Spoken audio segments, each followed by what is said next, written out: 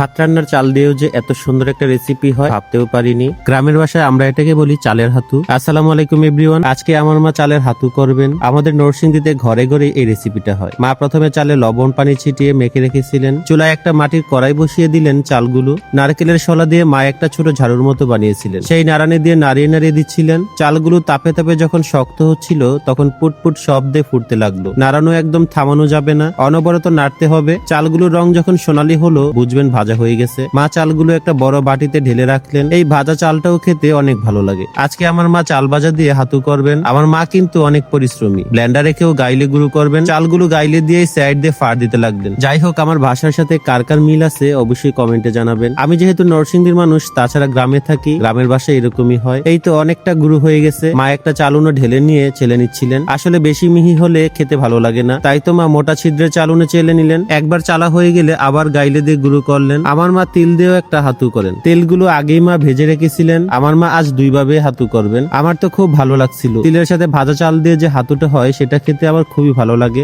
আমাদের বাড়িতে এক একজন এক একটা পছন্দ করেন। যাই হোক, বাবা বাজার থেকে এক ফানা চাম্পা কলা নিয়ে এসেছিলেন। ছোটবেলায় মা কলা দিয়ে হাতু মেখে খাওয়াতেন। এটা আমার খুব পছন্দ। শুধু আমার না, আমার বাবারও খুব পছন্দ। এই তো মা কয়টা কলা ছিলে, এইবার এই কলাগুলো হাতুর সাথে মাখিয়ে নিবেন। অনেকেই আদা রসুন ও মরিচ দিয়েও ভাজা চাল গাইলে গুঁড়ো করে হাতু তৈরি করেন, কিন্তু আমার মা সেটা আজ করবেন না। কলার সাথে চালের গুঁড়ো মেখে মা গোল গোল করে ছোট ছোট নাড়ু বানিয়ে দিলেন, আর আমি তৃপ্তি করে খেয়ে নিলাম। আচ্ছা, আপনারা কে কে এই রেসিপিটা খেয়েছেন অবশ্যই কমেন্টে জানাবেন। আর আমার এই রেসিপিটা যদি ভালো লেগে থাকে অবশ্যই শেয়ার করবেন। যারা এখনো ফলো করেননি প্লিজ ফলো করে দিবেন কেপিস কুকিং ব্লগ।